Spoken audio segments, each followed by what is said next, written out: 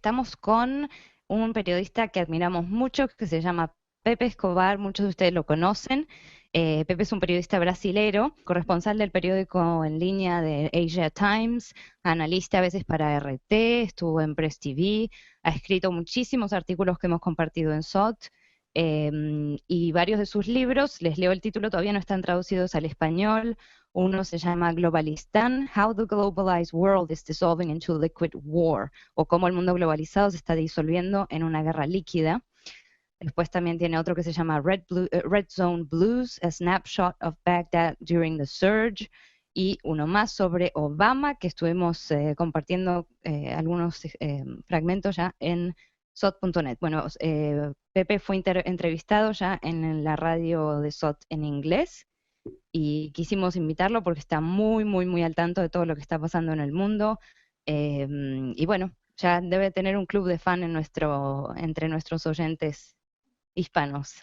Así que, bueno, Pepe habla español, pero nos ha pedido si podíamos hacerlo en inglés la entrevista, porque así vamos más rápido y está más suelto él y no tiene que andar pensando en las palabras en español. Así que vamos a hacerlo todo en inglés y lo doblamos para ustedes para el sábado.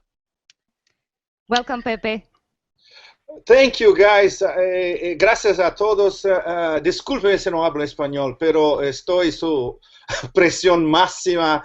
Prefiero hablar en inglés, es más rápido, más concatenado, pero la próxima vez prometo a todos hablamos en español. Gracias a todos.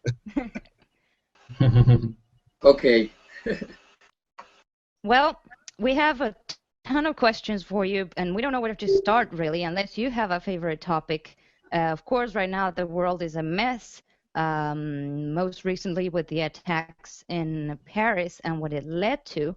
We know you're probably writing like 10 articles right now on the topic, but we'd like to have your take on this shift that seems to have happened since the attacks and what is happening now in Syria. Thanks. Look, I have 3 articles this week already, so if you want to check out, I have a piece on Asia Times, I have a piece on RT, I have a piece on Sputnik, and I'll have another one on Asia Times on Friday.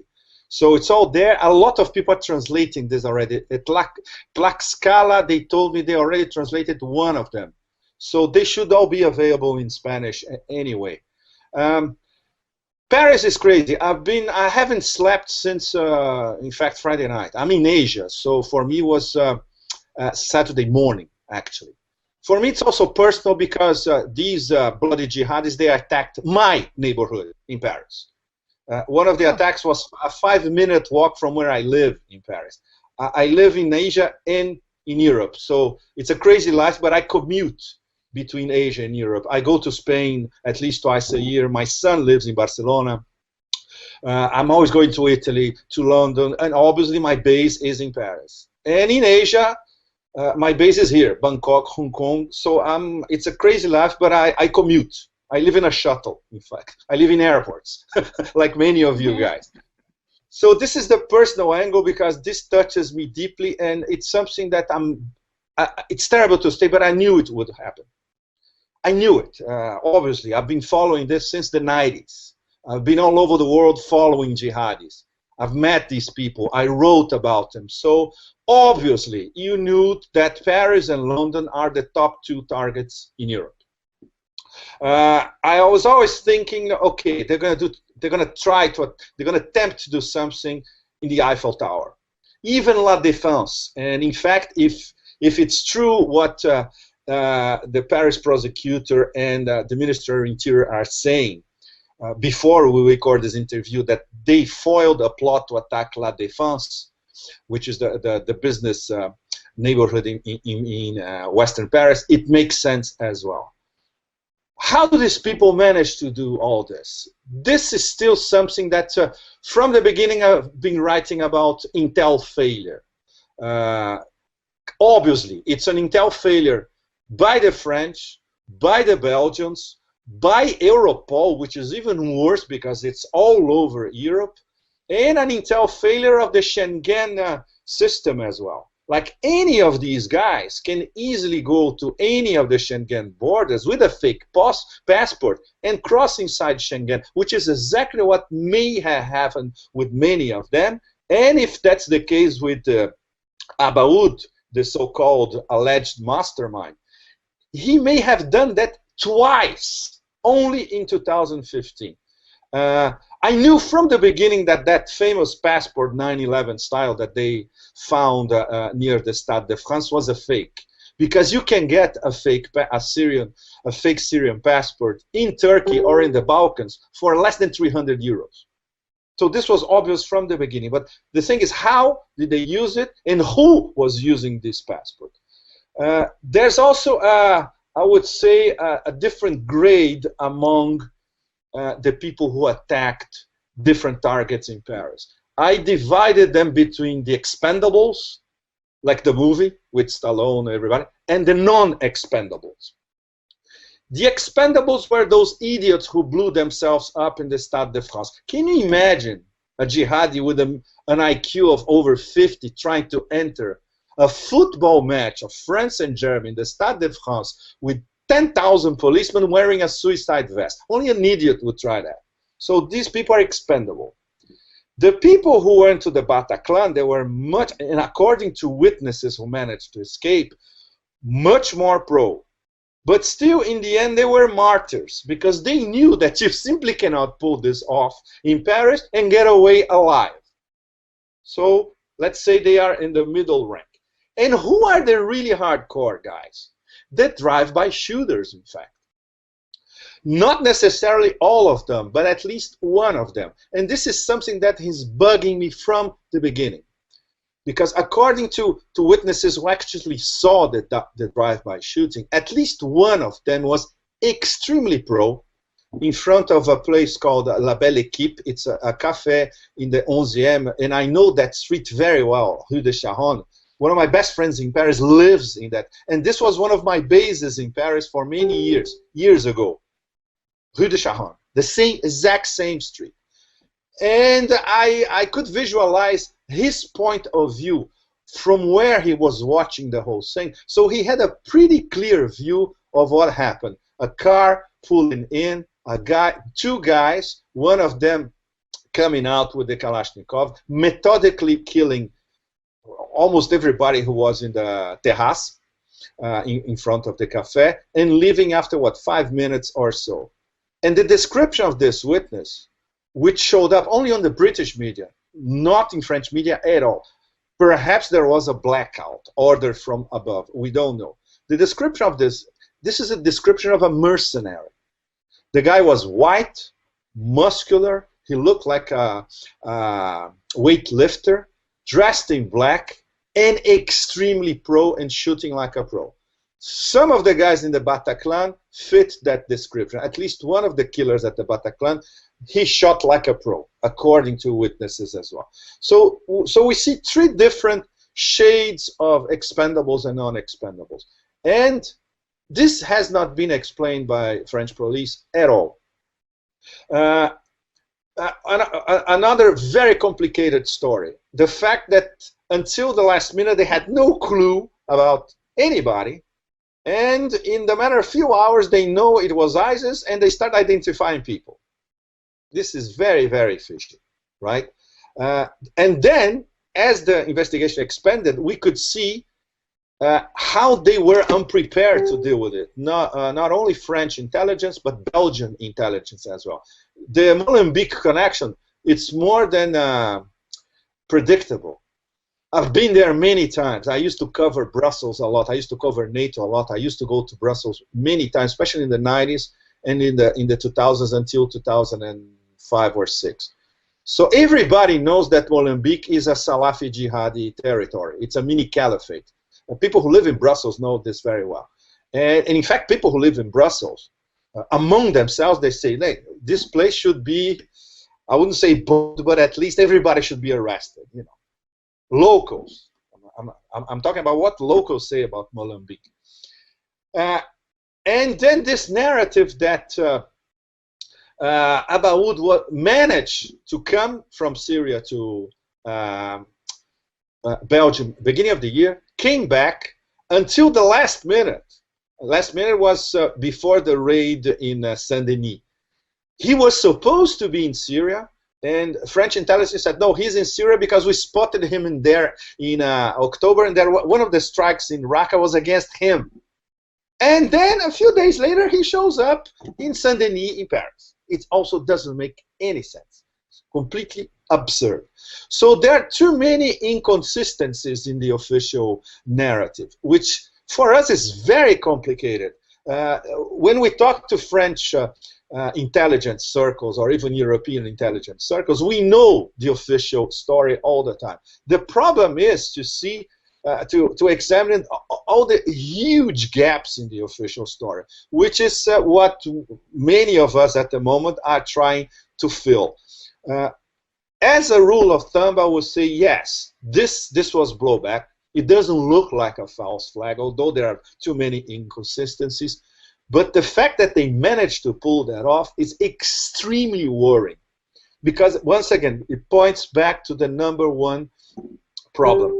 Lack of coordination among intelligence agencies, major intel fail, the fact that these people are able to go back and forth, which is completely absurd, the fact that they have a network of support in Belgium and in France, which implies that they may have it in Italy or and in the UK as well. I just heard from Italian sources that yes, they consider that Rome could be next.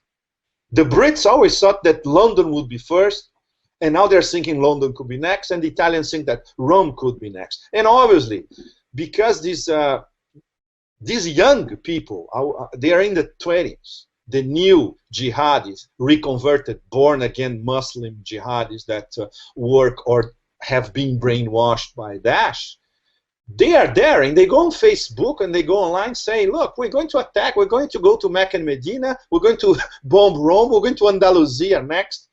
And if they identified ways to go through the maze and do the back and forth between Syria and Europe, we have to believe them, because they managed to, this time, if that's true, they managed to pull it off. Of course, then we enter, if we go beyond that, we enter the minefield, which is false flag territory.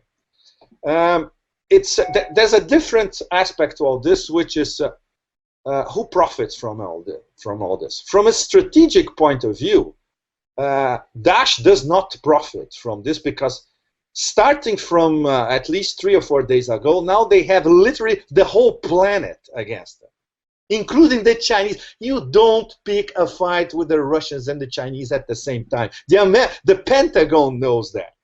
Although they did pick a fight with Russia and China via the latest US military strategy. But this is the Pentagon. This is not a bunch of idiots in the desert, 30,000, of these 30,000 fighters, I would say that 10,000 are really, really trained fighters. The other ones are hangers-on, and a few know well how Europe works. Let's say those 3,000, 4,000 European jihadis from different places, plus some of the Russians, especially Chechens and Caucasians, they know how the rest of the system works. The rest of Daesh, it's a bunch of idiots, really, even locally.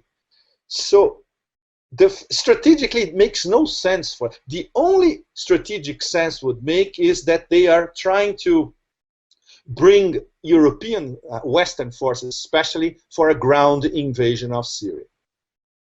This is still possible. We have to consider this possibility. They want another NATO invasion against Syria, and then their recruitment will go through the roof, because they can sell it to, especially to the born-again Muslims, young born-again Muslims in the West. Look, they invaded us again. We told you so. So this is possible. But the fact is, the way that the Russian strikes, especially from the beginning, have decimated their capacity big time. And now that the Russians are going to the heart of the matter, which is to bomb the fuel truck tank convoys that can be seen by satellite easily. Like we can already see images like that on the net.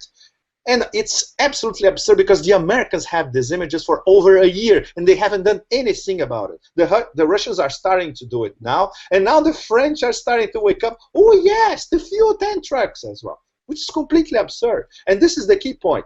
If you cut their sources of financing, it's the oil, stupid, once again. If you cut the flow of oil, they're going to have serious financing problems because they won't have smugglers to sell the oil to as well. And if they cut the corridor that goes from northern Syria to Turkey, then it's over. And that's exactly what the Russians start doing. And apparently Americans already did it this week once, for the first time in over a year. But they're starting to get the message, and they're starting to be serious. Why? Because now Daesh is saying they're going to attack New York. So now there's panic in the US because the US now is part of the list. It's not only Paris or London or Rome. Now New York is in the list as well. But strategically, it still doesn't make sense for Daesh. Tactically, it might make sense because they know they were being attacked, so they changed their tactics. Okay, so let's attack the Crusaders now in their own territory. But you need months to plan an operation like Paris. Months. This started to be planned, I would say, at the beginning of this year. And still you have patsies like the Stade de France idiots. Still you have people at the Bataclan that didn't know exactly what they're doing, according to witnesses as well. And then you have one or two pros, the drive-by shooters. So this means inside Daesh we can see that it's a basket of nut jobs, different kinds of nut jobs, right? So now the reaction by the French especially was absolutely predictable. It was the Bush 2001 reaction. We are at war, and it's a war on terror. And now it's the French war on terror, which the American one didn't work. The French war on terror obviously won't work. They don't have the means even to make it work. They have the Charles de Gaulle, one nuclear powered aircraft carrier in the Gulf with a few planes bombing Daesh targets. It's ridiculous. The Russians do it from Latakia with a very small and very pro Air Force. If you look at the Russian Ministry of Defense tapes, don't pick a fight with them. And you don't need the French for that.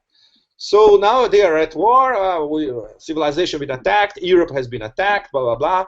So the next step would be what? Article 5 of NATO, which the French, I'm saying right now, they won't invoke it because they have a very ambiguous relationship with NATO and the Americans. But so they started using EU treaties. They're going to have their, let's say, mini EU coalition. They would like it to be independent and very clever. They are going to work side by side with the Russians. So the Americans better join this coalition because the American coalition, which everybody knew so far, was a joke because it includes Turkey and Saudi Arabia, which are major financiers, supporters, weaponizers of Daesh. Now the French have I would say the beginning of their own coalition with the Russians, which is what Moscow has been saying for months. Putin went to the UN to convince the UN and the whole world that let's have a coalition together. Who said no? Once again, the Obama administration. So now I have noticed in the Obama administration they have started to change their minds little by little after Paris. It's 6 days from now. And you can see that it's a tectonic shift of the Obama administration approach. Even though Russia continues to be demonized by the American press, how they're going to explain to their readers, their gullible readers, or American TV viewers, well, look, Putin's horrible, he's the new Hitler, but we're going to have to work with him. It's not easy. It's going to take a while for all this. But now we have the beginning of let's say, American, European, Russian coalition. And don't forget the Chinese from behind, and don't mess with the Chinese. They are not used to an external operation, but they are going to go after ISIS after one of their hostages was decapitated alongside the Norwegian hostage. So now you have practically a global coalition against ISIS. It's not going to work from the air. They're going to need local forces, and the only local forces that they have at the moment are the Kurds. So this brings us to the Turkey angle. If we had the Kurds, the YPG, Syrian Kurds, PKK, Anatolian Turkish Kurds, and even the Peshmerga, North and Iraqi Kurds, they fight among themselves all the time, but they have a common objective. Let's get rid of these people who are going after all of us. And they are not even Sunni Arabs. They were Wahhabi jihadists, which has nothing to do with the precepts of Sunni Islam, moderate Sunni Islam. So they have a casus belli against Daesh. The problem is the Turks. They have their number one preoccupation, which is not Daesh. It's PKK, YPG. It's independent Kurdish behavior alongside their borders, the Syrian borders, and especially PKK, which they consider worse than evil. This is what Ankara is thinking, right? They only work with the Kurdish, the Iraqi Kurds, because they have agreements with them, and they get oil from the Iraqi Kurds. So that is different. And the Iraqi Kurds work alongside the Americans, work alongside Israel. So if you do the triangulation for the Turks, this is okay. What's not okay is Kurds who have an independentist spirit, like the PKK and the YPG, the Syrian Kurds. So if we don't have Obama, or now Holland, or the whole of the EU putting pressure on Turkey and said, stop with this nonsense, cut off the corridors that finance, weaponize, and allow oil to be smuggled from Syria to Turkey by Daesh, or you're going to be in trouble, because then you're going to be in the hot seat. But they haven't done that so far, because Turkey is a NATO member, and obviously everybody says, no, Turkey is one of us. Turkey is the extreme oriental arm of NATO. So this complicates very much. So what we're going to see in the next few weeks especially is how this new coalition is going to use Turkey to really go after Daesh. If they leave Turkey by themselves, Daesh would always have this escape route that includes protection by Turkish intelligence and selling oil to people who buy it in Turkey and use it in Turkey. So this is the key point, I would say.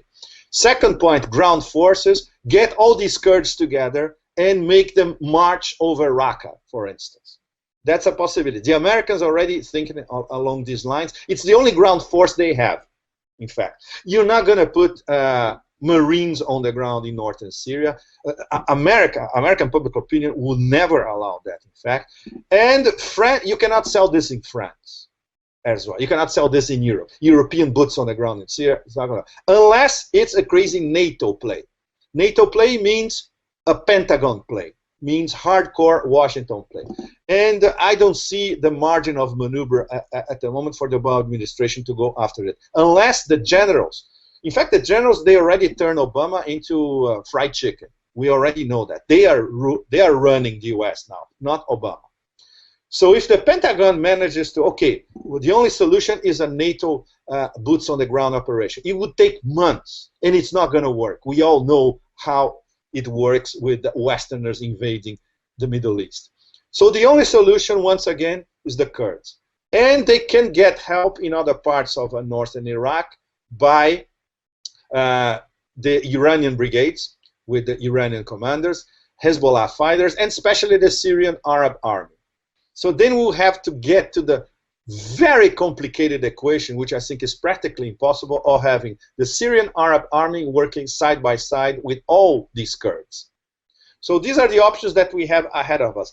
These are the only options to have ground forces going after Daesh. We already know that they are leaving Raqqa, Daesh. They are hiding in the desert. So that makes a ground operation even more complicated. But if you keep the pressure over Raqqa and make it Raqqa impossible for them as their headquarters, it helps.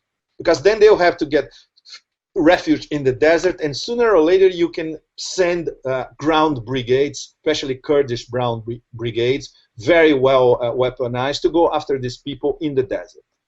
So this is, at the moment, I would say, the big picture of what's going on. Wow, there's quite a lot of things in there that you said, quite a lot of information, and many questions spring to my mind, but I want to pick one. You mentioned that you thought that these Daesh people were basically a bunch of idiots, and that's actually the impression I get as well from them. Yet, in spite of that, they are causing trouble, and we see them. We've seen pictures that they are driving brand new Toyotas around the desert, and in some pictures they're even driving tanks. So the question, and in order to put this into context, is how did we reach this point? How is it possible that they are causing all this trouble, in spite of being a bunch of lunatics? Yes, it's a good question, because let's say if they have 30,000, well, the best estimate that we have is that they have around 30,000 fighters. I would say that the real fighters among these 30,000 are 10,000. And the other 20,000 are cannon fodder, or they're not prepared, they're not trained enough. And you have this small, I would say, small brigades of born-again EU passport holders that were indoctrinated online, then went to Syria. They got their jihadi diploma in Syria, and now they're back in Europe. But this is it's still a very small network. The people who are really trained, the real hardcore fighters, then we're dealing with some serious issues, because a lot of these are, believe it or not, former Saddam Hussein army. Don't forget that the origin of Daesh, which is always very important. There are two different strands of the beginnings of Daesh. The first beginning is Al-Qaeda in Iraq, controlled by Zarqawi. He was killed in 2006 by the Americans. This was Al-Qaeda in Iraq, but affiliated to historic Al-Qaeda, Afghanistan, Pakistan. Later on, when there was the splinter, when Al-Qaeda in Iraq became ICE, Islamic State, and then ISIS, ISIL, Daesh, it's much more complicated, because this second incarnation was born inside an American mini Guantanamo in Iraq, Camp Bucca. Camp Bucca was the huge mini Guantanamo set by the Americans in southern Iraq, near Kuwait, between Basra and Kuwait. In fact, they had like at least 10,000, 15,000 inmates at any time, all sorts of people, from ultra hardcore military to jihadis to petty criminals. And they were all in the same prison. And this was the perfect environment for really hardcore Saddam Hussein military who were captured by the Americans, coexisting with hardcore radicalized jihadis. Iraqis, but jihadis from other parts of the world as well, but mostly Iraqis. So this new incarnation of Al-Qaeda in Iraq, which became the Islamic State, was born in this prison, and two people were instrumental in this organization. Abu Bakr al-Baghdadi, who became the civilian leader later on of Daesh, and a guy called Haj Qar, which was a former colonel of Saddam Hussein's army, who was the broad conceptualizer in military terms of Daesh. So the military potential of Daesh, we owe to some of these people. All the top leadership of Daesh went through this prison. So if we go back to 2007, 2008, when they were still there, some of them were released by 2008, 2009.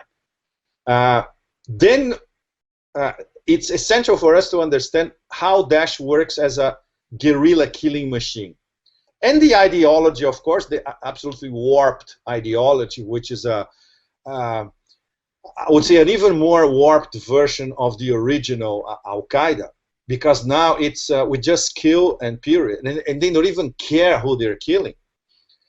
This is Abu Bakr al-Baghdadi. So we have a nucleus of Daesh which is very pro, and they know what they're doing. And they count, of course, on neglect by the Americans, especially the fact that the Americans simply forget to see what's going on, either in the Iraqi desert or the Syrian desert or in between, like that famous convoy last year that traversed the desert and then a few days later took Mosul. And obviously, they have a lot of cash from the so-called oil petrodollar donors, not only Saudis, but also Qataris, Kuwaitis, and Emiratis. The official establishment in these GCC countries, they don't care too much as long as all these people are not in Qatar or inside Saudi Arabia. If they're far away, perfect. It's the same logic of the Afghan jihad in the 1980s. The Saudis were terrified that they would have Islamists in Saudi Arabia. So they dispatched all these people to Afghanistan, Pakistan. It's the same thing now. If these people are in Syria and Iraq, cool, as long as they don't come back here. And for the Qataris, who are not so hardcore as the Saudis, they are more Muslim Brotherhood, they protect all the strands that are affiliated with the Muslim Brotherhood, which may be not as hardcore as the jihadis, but they are still Salafis, and they can become Salafi jihadis, like Arar al-Sham. Arar al-Sham, in the Washington, they think these are moderate rebels. They are not. They are working side by side with Daesh, and they have non-attack agreements. If you don't attack us, we're not going to attack you. So, to answer your question, essentially, yes, let's 30% of really pros, hardcore, a layer of 10-20% more or less in the middle, but they are useful for them between Syria and Iraq, and most of them are expendable. So if the Kurdish ground forces go against them in Syria themselves, they have a pretty good chance, because these Kurdish fighters are really, really good fighters. And obviously, and to complement all this, the mini brigades of foreigners. There are a lot of Chechens as well. There are a lot of, not a lot, but a few hundred Uyghurs, and that's why the Chinese have been worried about this from the beginning, because these Uyghurs, they could come back to China. And if they go back to Xinjiang, for the Chinese, this is going to be hell. And the Russians know there are 4,000 at least Russian-speaking former Soviet republics, especially Caucasian, from the Caucasus, fighters, and the next step for them would be to go back to the Caucasus. And this is one of the #1 reasons for Putin to order, okay, let's kill these motherfuckers as soon as possible. Well, you mentioned as well that the money that people are receiving is coming from Saudi Arabia, Qatar, and other of these countries. So how do we explain if these Middle Eastern countries, they are supposed to be allies of the United States, and the United States is supposed to be against that? How do we explain this situation? How can it be possible that, you know? Well, it's possible because you use the typical Islamic transfer system. You know, you pick up a phone here, a guy pick up the phone on the other side, and the money crosses borders. That's very easy. You have a famous suitcases full of money going back and forth. You have intel services that simply forget to take a closer look of what's going on.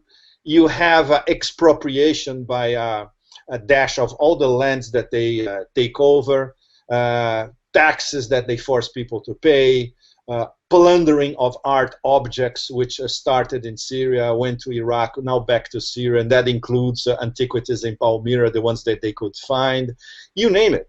So there is an enormous network of support for Daesh.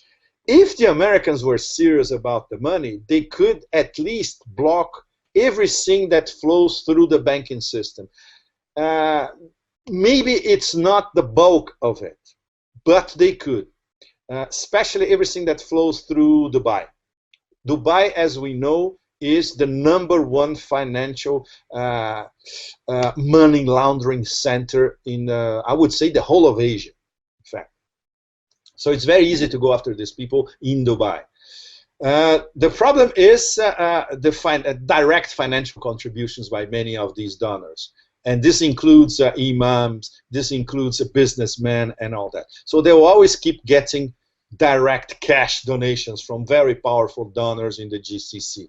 But at least everything that they try to do, more or less, even through the informal banking system in the Gulf, they could go after it if they had collaboration from, obviously, the Saudis and the Qataris. But isn't it also, you know, the contradiction, I think, expands into the behavior of the United States itself, because they have been bombing Daesh for around a year, and it seems to me, unless you know better, but it seems to me that they do it without really wanting to do it. So yeah. What I'm asking for is, what would be the reason for that? You know, they are creating problem in Syria. Is this because they want to affect the Syrian government indirectly, proxy army? What's going on there? The short answer to your question, yes. The Americans, it's absurd. They have this famous coalition that they have been extolling for over a year, and this coalition has not made a dent on Daesh's military capacity in over a year, which is when you Pentagon, the largest, greatest, most expensive military machine in the world, it's a joke, and they are the butt of jokes all over the world who has a little bit of an IQ. When you compare what they did in over a year, what the Russians did in the first week, or I'm not even talking about the last months, but in the first week, it's obvious that when you go after them, you go like the Russians did. And the Russians with a very small expeditionary force, not the whole firepower of the Pentagon. So yes, we already know from the Beltway, inside people who work for the CIA, that the decision was made in Washington years ago already to let Daesh prosper. We're not going to interfere with them, because it's the perfect divide and rule mechanism. It's the tactics are as old as the Roman Empire, in fact. It's the same, and from the point of view of the Pentagon and the CIA, it's you don't need to watch Homeland with to learn how they do divide and rule. They would use Daesh, especially against Assad. So they were trying to use Daesh as a regime change weapon. Obviously, it didn't work. They used everything: Free Syrian Army, Al-Qaeda in Iraq, Jabhat al-Nusra, Ahrar al-Sham, Daesh, and the Syrian government, Damascus, it's still there. So now the Americans are desperate, because not only the regime change operation didn't work, and now they are losing the Europeans. In fact, after Paris, nobody in his right mind in Europe can trust what the Americans are telling them. And what explains Holland going to see Putin in a few days? That's it. What explains the Germans for a few months already saying we need to work side by side with the Russians? Because the Russians, they have a consistent policy. They are saying the point is not defending Assad. And I tell you by myself, I've been to Syria. I know how absolutely disgusting the Assad machine can be. But there's no plan B. For the Syrians, is the Assad system or absolute hell controlled by Salafi jihadis. What are you going to get? You stick with the famous devil you know. That's there's no other option. The so-called progressive Syrian opposition, which exists, is very small and very disorganized. And most of them are exiles. What do these people know about what's been going on the ground in Syria for the past few years? Nothing. Absolutely nothing. So it's not a matter of defending Assad. And the Russians understood that logically, in a very complex geopolitical thinking. Okay, let's look at the big picture. We have to support this guy and his army because that's it. There's nothing else. And that's exactly what they've been doing. That's exactly what they have been telling Europeans for months. And now the Europeans are starting to listen. But it takes a carnage in Paris for these people to listen. And that gives you an extra dimension of how stupid every possible European leadership at the moment is. Not only national governments, but Brussels, especially the leadership of the European Commission, of the European Union, the European Commission, and obviously the fact that all of these people, they are fully devoted to NATO. What NATO tells them to do, they do it. So this, I think, after Paris, this is starting to slowly change, very slowly. But the fact that it's already changing is, for everybody in Europe, for all of us, in fact, it's a hopeful sign, Yeah, I mean, I don't know how slow it is, because when you think about, say, a month ago, the media were trying to, pretend that Russia wasn't really accomplishing much. You never hear about what Russia really is doing in Syria. And even a month ago, Hollande and the gang were saying, we have to get rid of Assad. And then this happens, and just a few weeks after, you got the U.S. pretty much isolated, or at least that's what it looks like. Whoever planned it, or however it was done, it looks almost like a checkmate kind of situation, where the U.S. is suddenly seeing that its vassals in Europe are not so compliant. So I still can't wrap my mind around that one, really. Juliana, it's a case of checkmating themselves. In fact, they are very good at doing this. The Americans, they don't know how to play chess, and when they try, they checkmate themselves in the first 3 or 4 moves. And obviously, the Russians, who are masters of the game, just like the Iranians, they just laugh. Okay, let's wait for these idiots to see the light one day. This is what's happening now. But don't underestimate their obstination, their paranoia, their greed, and hubris as well. They still think that they can get away with their so-called strategy of the Obama administration, especially in the Middle East, which is regime change. They have not abandoned it, and they won't abandon it. The fact that they may collaborate with Russia against Daesh is just a detail. The big picture continues. And don't forget that the people who advise Obama are their mediocrity I cannot even explain in words. I will have to go back to the pre-Socratics, to get the right frame of mind to describe the stupidity of these people. They're still there. And don't forget that the next U.S. presidency is going to be hell. Whoever that is going to be hell. So everything that we're talking now, we're going to have to revise 1 year from now, depending of if we get a hardcore Republican, not like Donald Trump.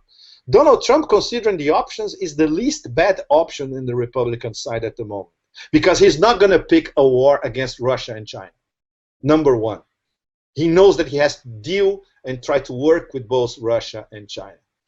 And what Donald Trump would do in with Syria, he would tell the Pentagon to bomb Raqqa to smithereens, which is okay. Lots of collateral damage. This is what the Americans do all the time. But certainly we would get rid of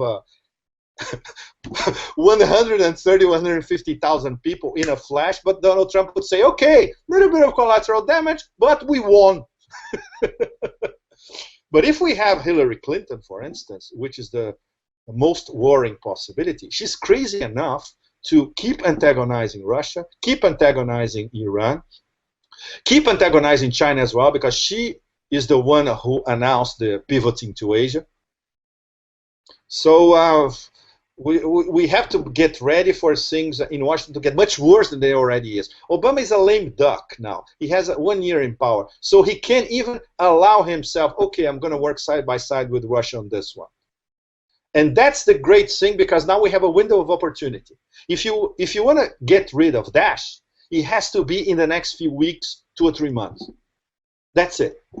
Because then when the American campaign starts in January, the Americans will forget about the rest of the world, and they'll be concentrated on that circus until November.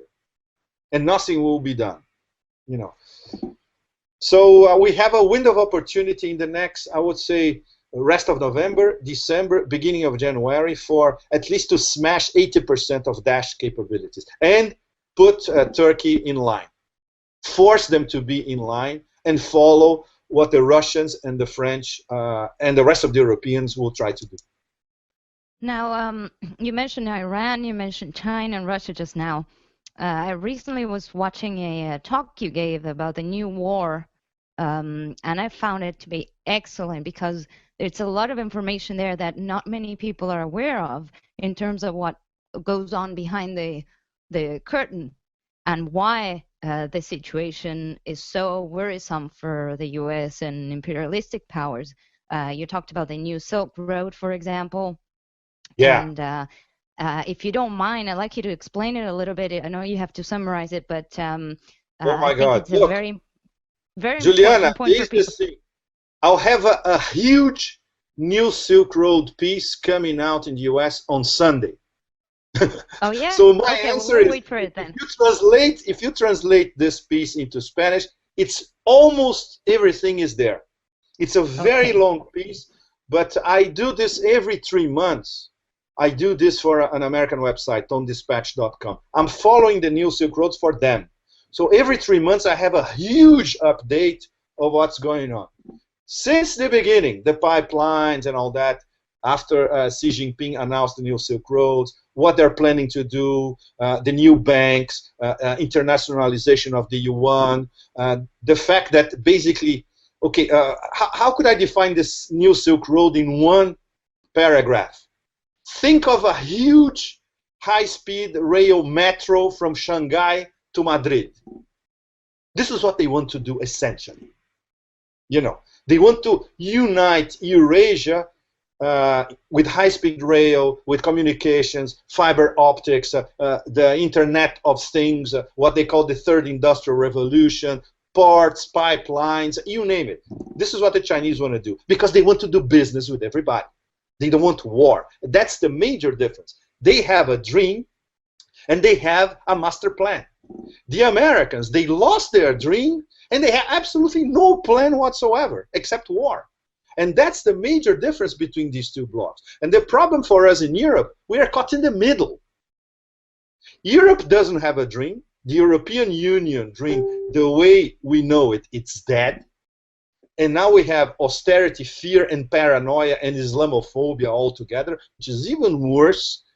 You know, Europeans follow what the Americans tell them to do, and now they're starting to wake up. Look, we need to start thinking for ourselves. And the European business classes, they look east and they say, yes, we want to do business with all these people, obviously. Our future is to do business with China. You know, everybody knows that. You talk to this in Berlin with the German industrialists. You talk to the industrial classes in Paris. You talk to the city of London. Everybody knows that the future is to do business with Asia. And the Chinese, very clever. No wonder they have 5,000 years of diplomacy and thinking big. It's an absolutely brilliant idea. Do you know how it started in the beginning? I talk about this in this article. They have a very simple idea in the Ministry of Commerce in Beijing. Say, look, why we don't try to get Chinese companies to start building stuff outside of China, not only here? And then the idea kept growing, and now let's do business with everybody, not only for Chinese companies, but bring them to do business with us here. So it just shows you how they start thinking like this, and suddenly they have a whole universe and say, okay, and it's going to be a win-win deal, because the Westerners are going to love to do business with us, and we are going to love doing business with everybody. And it's trade, commerce, and you know, and there's no measure for wars. There's no a window of opportunity for wars. So this is what's fascinating, and the contrast between people in Washington, the so-called masters of the universe, including Wall Street in New York, and Beijing, it's mind-boggling. It's mind-boggling, and a lot of people in Europe are starting to notice, little by little. Well, I say let them have it. We always say, it makes much more sense to have Asia and Europe together. It's a whole continent, Eurasia, Of course, instead of of course. going and do unfair trade with the U.S. and this TTIP. The TTIP, exactly. But you know better than I do. There's no discussion of the TTIP in European mainstream media at all. Never. It's up to the internet. It's up to small websites. It's up to small civil society campaigns in Spain, in Italy, in France, of course.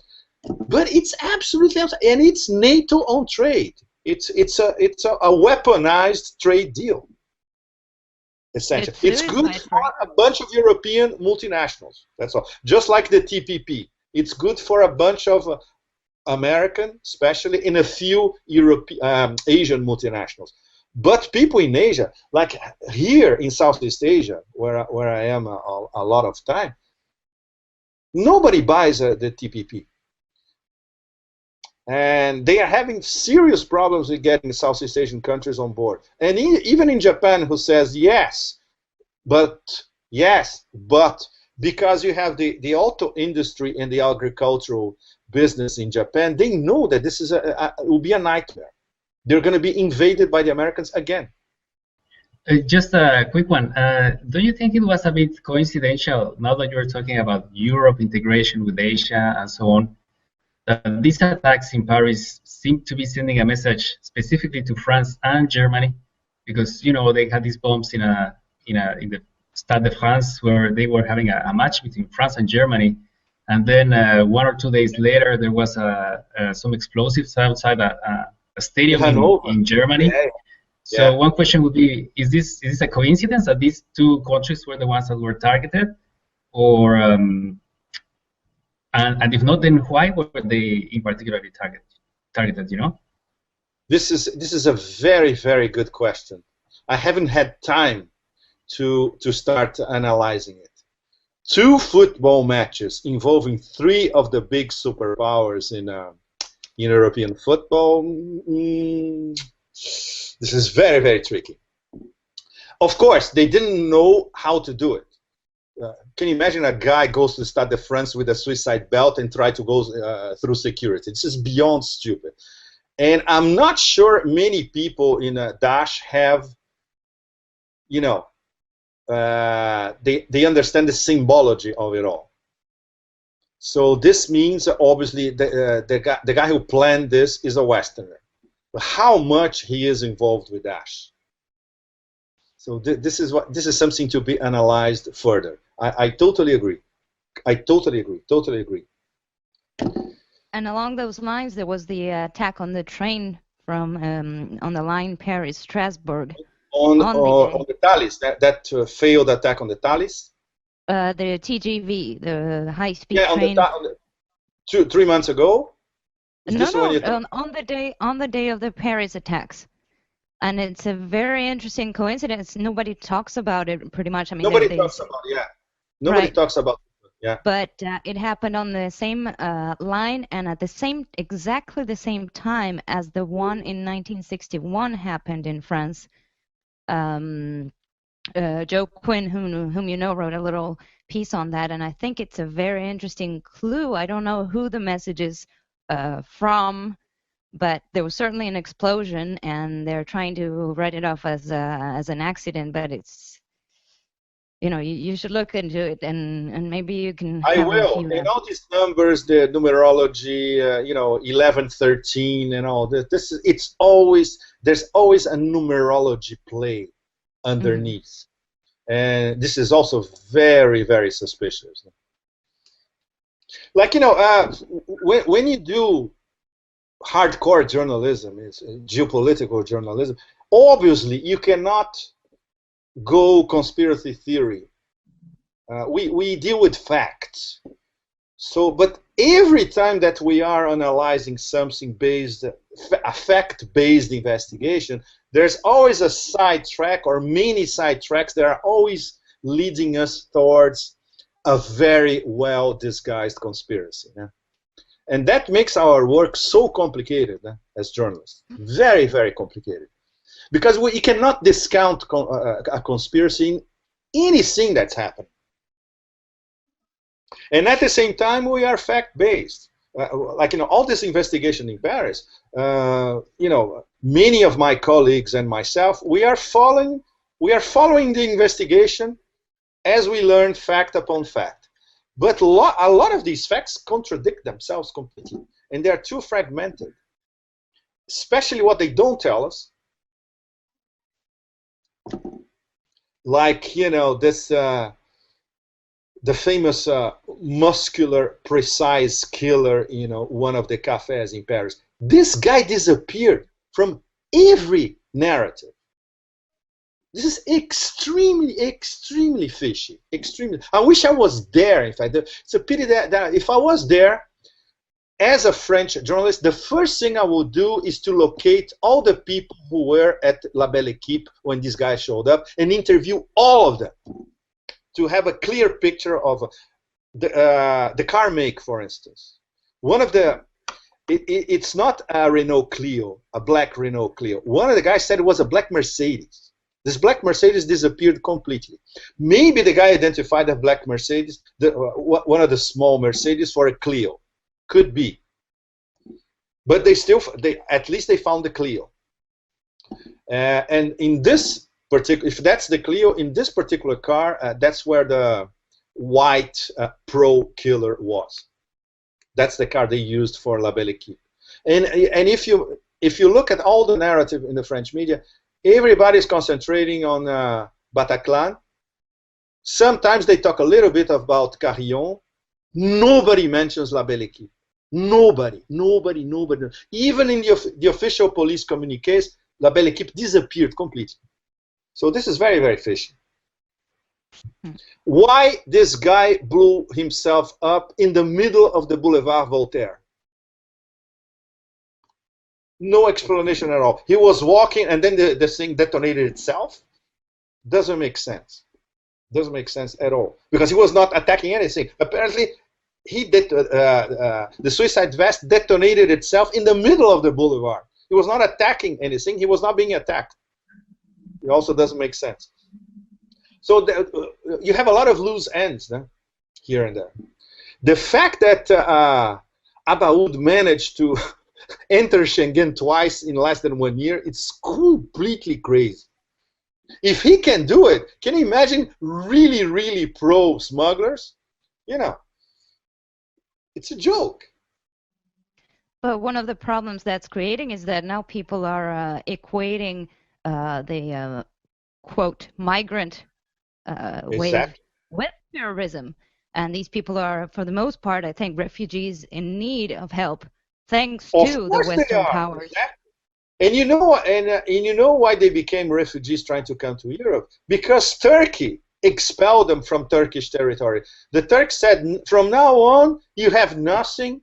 We're not going to feed you. We're not going to protect you. We're going to dismantle this refugee camp. Go. So go means Balkans, Greece, you name it. And obviously, okay, where do you go? Where do you want to go? You want to go to Germany or you want to go to Britain? That's it. And obviously, Turkey is not under pressure by the Europeans. And now it's even worse. The Turks are blackmailing Angela Merkel, especially. Angela Merkel offered 3 billion euros to Erdogan, so Erdogan can build so-called refugee camps, administer these refugee camps near the Turkish-Syrian border. And the EU, or I would say the German government would be willing to pay for it. So, no more refugees. So not only the Turks facilitate a refugee invasion of Europe, now they want money for it. This is completely absurd, completely absurd. And obviously, you don't see that kind of discussion in European mainstream media. Forget it. Forget it. Pepe, we wanted to know your thoughts about the terrorist attacks of the Russian airplane in Lebanon. Oh my God! Did you see Putin's face staring at the screen Yeah. When after he was immediately confirmed by the head of the FSB that it was a bomb. Oh my God, I wouldn't want to pick a fight with a guy like that. Now you're gonna see the real no holds barred Putin, you know, because now they're going for, now it's in terms, of course, of what they have in Syria, they're gonna bomb everything in sight. But that's the problem. It's not going to finish off with Daesh. It's going to incapacitate them a lot, which is already a very good step. He's not going to put Russian boots on the ground, obviously. The good thing is that the good thing, if we can talk about the good thing of having an airplane disabled by a Schweppes can of gold bomb, which is how they say it was. It doesn't make sense what they published this week, that it was a can of Schweppes with a detonator inside and explode. This is ridiculous. You cannot break the tail of a plane with something like this. It's completely. It was probably a much more powerful bomb, and they used, obviously, accomplices in Sharm el-Sheikh airport. This makes sense, because there are a lot of these people who are affiliated with this Sinai offspring of Daesh. This makes sense, but the bomb itself doesn't. But the fact that they managed to do it, wow. They picked in my opinion, they picked the fight with the wrong geopolitical power. One thing is to pick a fight with the Americans because they are naturally incompetent in Middle East terms. The Russians are not. So, but we always come back to the ground force equation, how it's going to develop in the next few months. But the fact that there was Sinai, the Metrojet, Beirut, which means an attack on the 4+1 coalition. Beirut was an attack on Lebanon, on Hezbollah as well, but also on Iran, on Iraq, and Russia, because they're all working together. And then Paris. Now everybody has to work together. That's the good thing. And then we come back to our first discussion. Strategically for Daesh, this is one of the most stupid strategic decisions of modern history. But, okay, they don't think in strategic terms. They think in apocalyptic terms. It's different. So the only, I wouldn't say logical, but the only explanation that fits their cosmology, let's put it this way, is an apocalyptic encounter near Raqqa. And from that, you know, they're going to win, and they spread the caliphate all over the world. So it is an eschatological apocalyptic vision of the world. They're not thinking geopolitically, obviously. They don't even know what geopolitics means. You see? But Russia, to answer your question concisely, yes. They are going to be the most important equation in this new coalition against Daesh. There's no question. But how they're going to solve the ground force equation, this is a really complicated one. You want a last question, Juliana? No, I was just thinking earlier that that you sounded, in spite of the chaos in the world, you sounded quite hopeful in a sense, in terms of you know. I'm trying to be, Juliana. My last book, published 1 year ago, the title was Empire of Chaos, which is a collection of articles chronicling the absurdities of the Obama administration since 2009.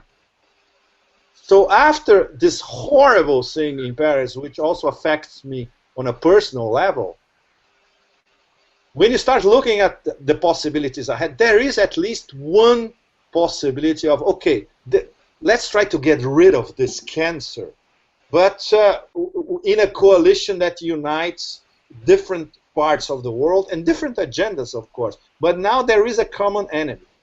If this thing is not contained, it's going to be Al-Qaeda compared to Daesh was really Disneyland.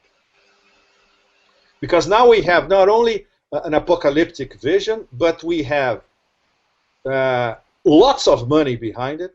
They control parts of territory, even if it's in the desert in the middle of nowhere, but still parts of territory. They have a trained army over there, and they have this small army infiltrated in Europe, which, give them a little bit of time, they can become even more dangerous than they already are. So, if you don't fight this now, guess what's going to be in 5-6 years from now? But I never trust, especially the Pentagon. So we have to be very careful how they're going to use them for their own agenda.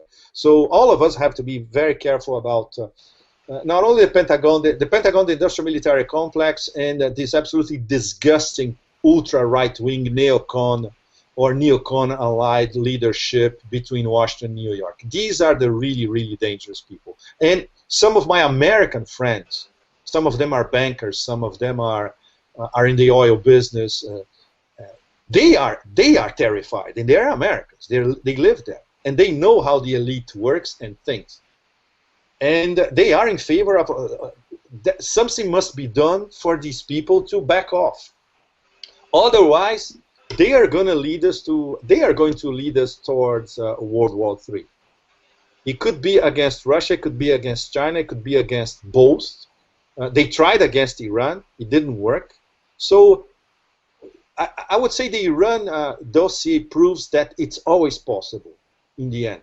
The Iranian dossier in the end was a diplomatic solution. I was there. I saw by myself the last few days in Vienna. So after Vienna, I was much more optimistic than 9 days before when I arrived in Vienna. I said, wow, diplomacy still works, at the last minute, of course. So the same thing in the fight with Daesh. If there is a diplomatic entente cordiale between all the parties, okay, let's go after these people, it's possible. Afterwards, it's still going to be hell, because the Middle East will continue to be hell. And the way many of my colleagues, some of the best ones, what do we think? If we don't go after Saudi Arabia and what they sell and represent, nothing will change as well. So it's a much deeper problem than Daesh. Daesh would not exist if we didn't have Wahhabism, jihadism, as it was conceptualized in Saudi Arabia by Wahhabis. So it always gets deeper and deeper, But you got to start somewhere. And start somewhere is by go medieval on Daesh. Well, let's hope so. All right. Well, thank you very much for being with us, Pepe. Thank you, guys. And, sorry for being. I wish I could have done it in Spanish. Really, man. Don't worry. No, don't no worry. problem. No, spread the la word. un poco más de calma, o sea, hacemos un live un día, o lo hacemos en español, ¿ok? Bueno, Okay. bueno, la próxima. A la próxima. Ok, muchas gracias and best of luck to all of you. Muchas gracias, Pepe. Okay, muchas gracias. Same to you. Gracias. Muchas gracias. Chao. Thank you. See you. Bye-bye. Bye-bye. Hasta Chao. luego. Hasta luego. Uy, qué bueno todo lo que dijo, ¿eh? Sí, también deja una sensación de lo que va a pasar después que puede ser muy interesante, ¿no? Estaba mencionando el que las cosas apuntan como que sea posible tener una coalición en Siria en contra del Estado Islámico, pero cómo se va a desarrollar exactamente y cómo dice el problema de boots on the ground, o sea, de poner tropas sobre el suelo, es algo que no se va a negociar fácilmente, pero él dice que es necesario también eso para realmente acabar con el Estado Islámico, entonces a ver qué pasa.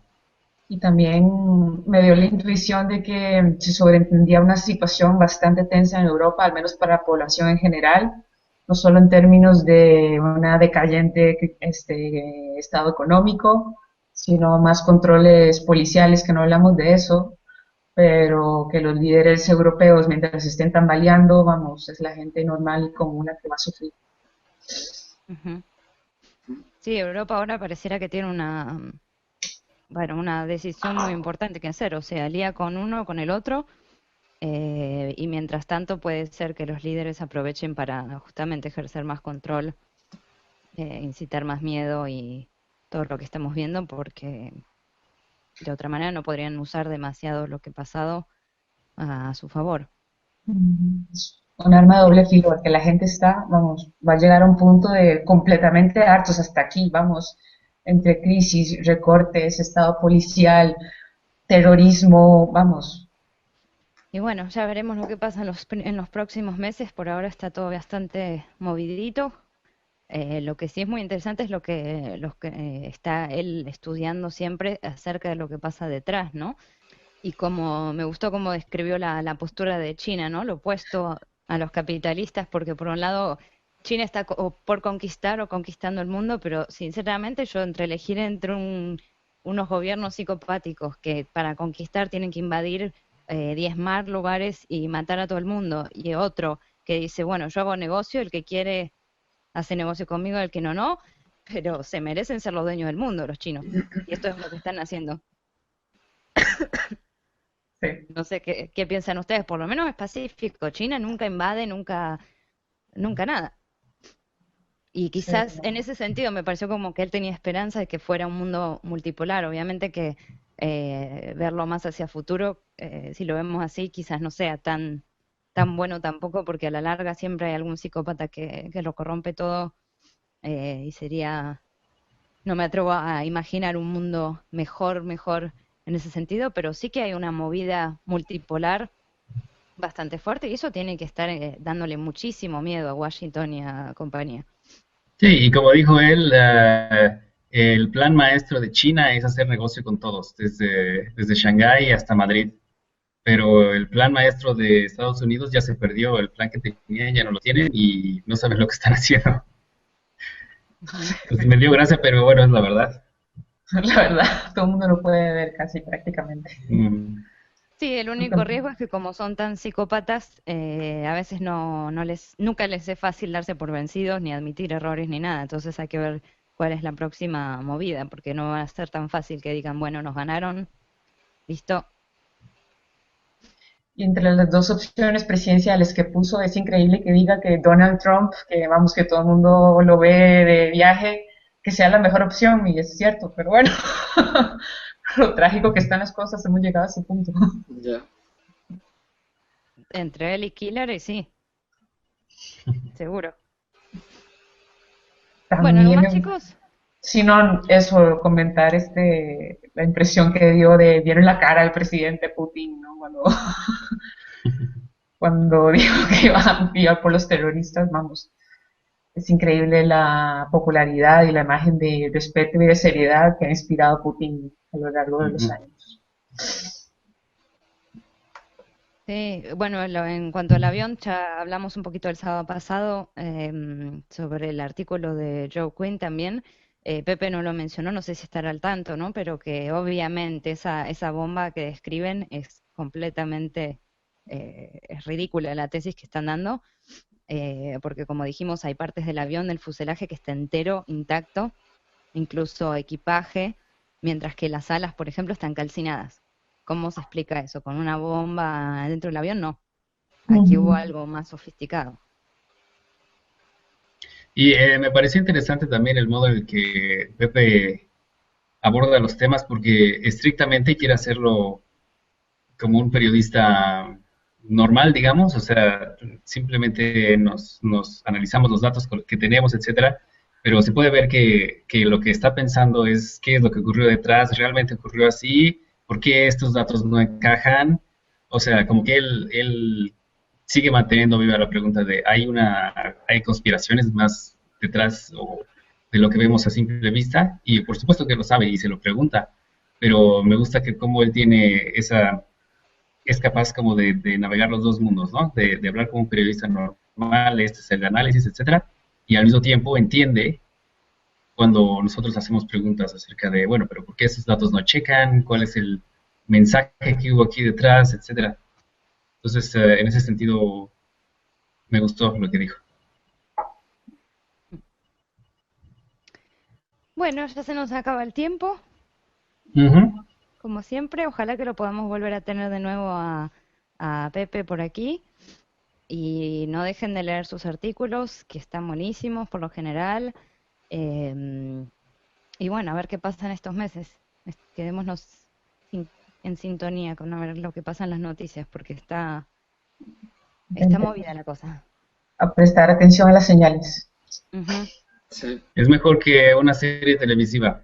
Sí, yo ya no Pero- veo tele de esto. una película de acción. Muchas gracias a todos por habernos escuchado y nos vemos. Presten Un atención saludo, a las hasta la señales. próxima. Hasta luego. Chao, chao. Adiós.